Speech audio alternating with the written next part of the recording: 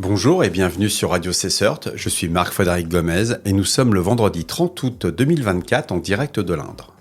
Commençons notre revue de presse cyber par le groupe de ransomware BrainCypher, qui a revendiqué une cyberattaque contre plusieurs musées nationaux français, y compris le Grand Palais pendant les Jeux Olympiques de Paris 2024.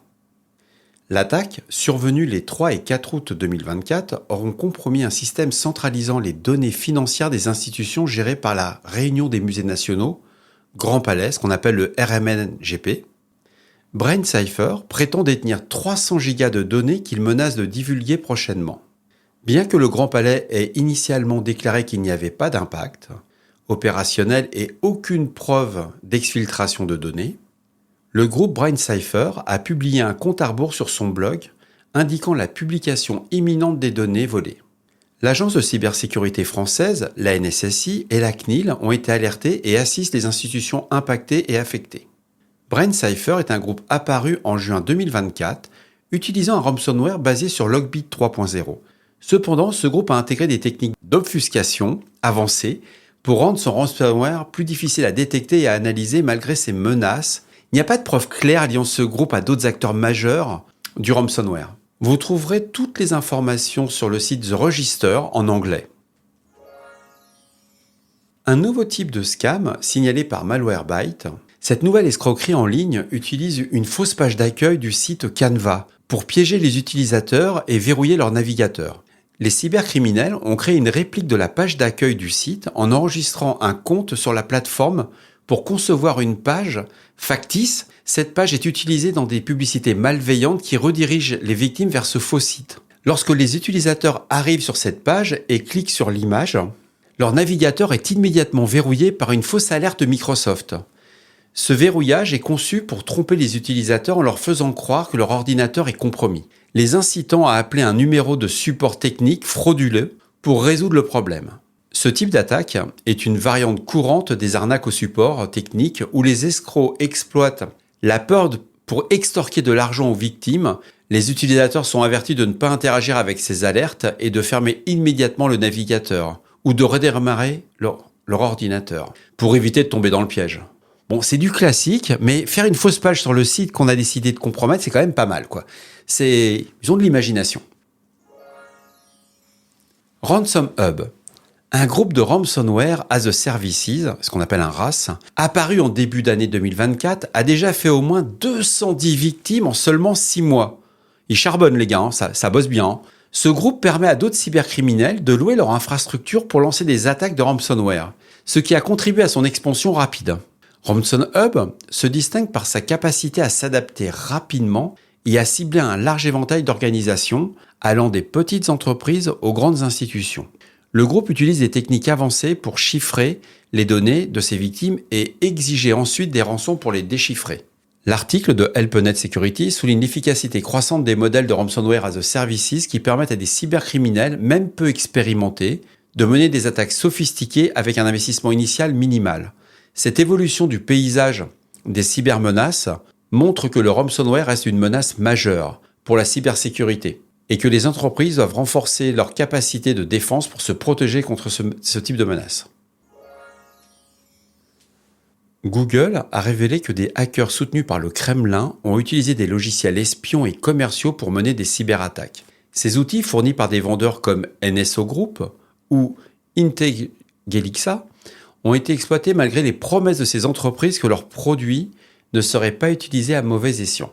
Les hackers russes ont tiré parti de ces logiciels espions pour cibler des individus et des organisations, compromettant ainsi la sécurité et la confidentialité de leurs communications. Les découvertes de Google remettent en question les assurances des vendeurs de logiciels espions quant à l'utilisation éthique de leurs produits, soulignant les dangers associés à la prolifération de ces technologies. L'article, en provenance d'ARS Technica, met en lumière la manière dont ces outils de surveillance sophistiqués peuvent être détournés par des acteurs étatiques. Un haut responsable du FBI a reconnu que les efforts des États-Unis pour contrer les cyberattaques menées par des hackers chinois n'ont pas été entièrement efficaces. Bien que les États-Unis aient déployé des ressources significatives pour endiguer ces activités malveillantes, les hackers chinois continuent de mener des opérations avec succès. Le responsable a indiqué que prendre une approche plus offensive pour contrer ces attaques pourrait entraîner une escalade des tensions avec la Chine, un risque que les États-Unis cherchent à éviter. Cette situation met en évidence la complexité de la lutte contre les cybermenaces d'États-nations, où la diplomatie et la cybersécurité doivent être soigneusement équilibrées. Cet article de Defense One souligne la difficulté de mettre fin aux cyberactivités persistantes de la Chine. Malgré les efforts continus des États-Unis pour renforcer leur défense et protéger leur infrastructure critique contre les intrusions. Ce qui est surprenant dans cet article, quand je l'ai lu, c'est l'aveu d'un responsable officiel qui est vraiment très haut placé au niveau du FBI, à travers la presse, qui annonce « on n'y arrive pas ». C'est la première fois, d'habitude c'est plutôt l'inverse, les Américains sont plutôt dans l'autre sens. Des chercheurs de Trend Micro en cybersécurité ont découvert une nouvelle campagne menée par des acteurs malveillants qui ciblent des utilisateurs au Moyen-Orient en utilisant un faux outil VPN. Le malware se fait passer pour l'outil Global Protect de Palo Alto Networks, un VPN largement utilisé par les entreprises pour sécuriser les connexions distantes. Les attaquants ont conçu ce faux outil pour infecter les systèmes des victimes et collecter des informations sensibles. Une fois installé, le malware permet aux cybercriminels de surveiller les activités des utilisateurs et d'exfiltrer des données précieuses. Cette campagne montre que les cybercriminels continuent à exploiter la confiance des utilisateurs dans des marques et outils réputés pour mener des attaques sophistiquées.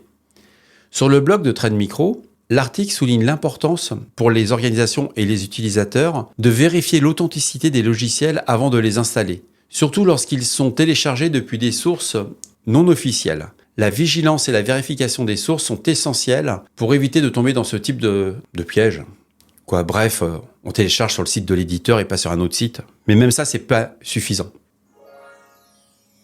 L'Iran mène une campagne de cyberespionnage ciblant des dissidents en utilisant des faux sites de recrutement selon les recherches de mendiants.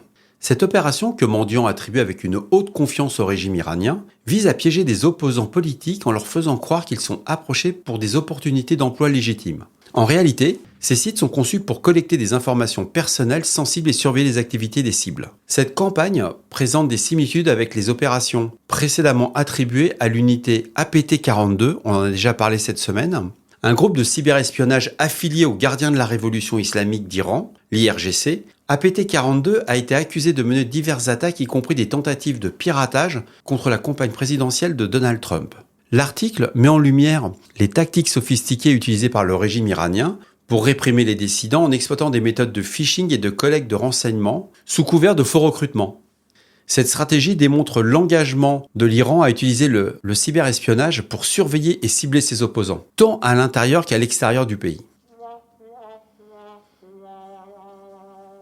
Une vulnérabilité identifiée sous le code de la CVE 2024-8250 a été découverte dans Wireshark, un des outils d'analyse réseau les plus utilisés au monde. Cette faille permet à un attaquant de provoquer un déni de service, ce qu'on appelle un DOS, à distance en manipulant certains types de fichiers ou de paquets analysés par Wireshark. L'attaque peut être déclenchée en incitant un utilisateur à ouvrir un fichier malveillant ou à capturer des données spécifiques avec Wireshark. Une fois exploité, le logiciel peut planter, interrompant l'analyse réseau en cours et compromettant potentiellement des systèmes critiques qui dépendent de cet outil pour la surveillance de la sécurité. Wireshark a publié une mise à jour pour corriger cette vulnérabilité et recommande vivement à tous les utilisateurs de mettre à jour leur logiciel, vers la version la plus récente. C'est plus facile à dire qu'à faire. Une vulnérabilité a été identifiée dans les produits Cisco Nessus sous le code de la CVE 2024-21222. Cette faille affecte le composant DHCP v6, relais du logiciel Nexus OS de Cisco et permet à un attaquant non authentifié de provoquer un déni de service à distance. L'attaque peut être réalisée en envoyant des paquets DHCP v6 spécialement conçus à un dispositif affecté. Cela pourrait entraîner une interruption du service sur le dispositif concerné, affectant potentiellement la disponibilité des services réseau critiques. Cisco a reconnu cette vulnérabilité et a publié des mises à jour de sécurité pour corriger la faille. Si vous utilisez IPv6, mettez à jour, je vous le recommande fortement. L'agence américaine de cybersécurité, la CISA, c'est vraiment la source qu'il faut consulter tous les jours. C'est indispensable si vous faites de la réponse à incident. Elle a récemment publié un bulletin de sécurité d'une qualité assez rare, voire exceptionnelle, concernant le ransomware RansomHub, dans le cadre de son initiative Stop Ransomware. Ce document rédigé avec une rigueur et une précision remarquables constitue une ressource incontournable pour nous professionnels de la cybersécurité. Le bulletin offre une analyse approfondie des tactiques, des techniques et procédures TTP, employé par Ransom Hub, un groupe de ransomware as a services, et qui est en train de s'imposer comme la référence en 2024. En plus de décrire les méthodes avancées du chiffrement utilisé par ce groupe, le document fournit des indicateurs de compromission, des IOC, essentiels pour aider les organisations à détecter et à contrer ces attaques. Alors, ce que je veux rajouter dans cette approche, ce bulletin du CISA est un modèle de référence pour toute l'équipe de réponse à incidents, pour tout CISO, pour tout, entre guillemets, chercheur sur les ransomware. Il est structuré, il est cadré, même si vous ne maîtrisez pas parfaitement l'anglais, il est fluide, et vous allez partir de ce que j'appelle de high level, vous partez du plus haut niveau, et ils vont descendre dans les détails au fur et à mesure. En une dizaine de pages, vous allez devenir un expert sur ce groupe d'attaquants, sur leur façon de procéder, sur quel type de logiciel ils utilisent. Il y a toute une liste de logiciels qu'ils vont utiliser. Et pour vos systèmes de défense, ce qui est génial, c'est que vous n'avez plus qu'à faire des checks dans vos logs pour voir est-ce que, par exemple, un PEXEC a été exécuté et ce genre de choses. C'est plutôt bien fait. Et à la rigueur, si vous avez 2 sources à regarder le matin, la première, c'est l'ANSSI. La NSSI fait de très bons bulletins et vous avez la CISA. Avec ces 2 sources, vous avez un bon niveau de maturité. Et je ne suis pas actionnaire. Enfin, pour finir cette semaine, on est vendredi, sur une note d'humour, Kylian Mbappé, le nouvel attaquant du Real Madrid, pour ceux qui ont raté l'actualité, a vu son compte X.com suivi par 14 millions de fans quand même, piraté dans la nuit de mercredi à jeudi. Le hacker s'est amusé à publier des messages inattendus, provoquant une vague de réactions parmi ses abonnés. Cet incident rappelle à quel point la sécurité des réseaux sociaux est essentielle, même pour les plus grandes stars. Heureusement, la plateforme X.com a rapidement réagi pour permettre à Kylian de reprendre le contrôle de son compte. Je suis pas sûr que pour nous, ils auraient fait aussi vite.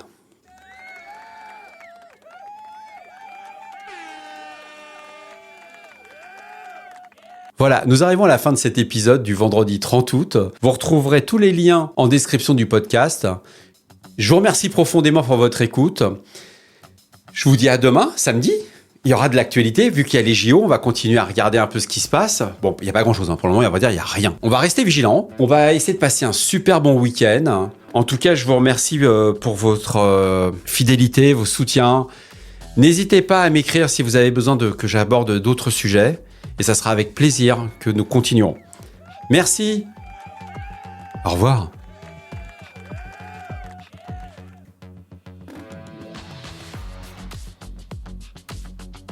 Bon, c'est l'heure de l'apéro quand même,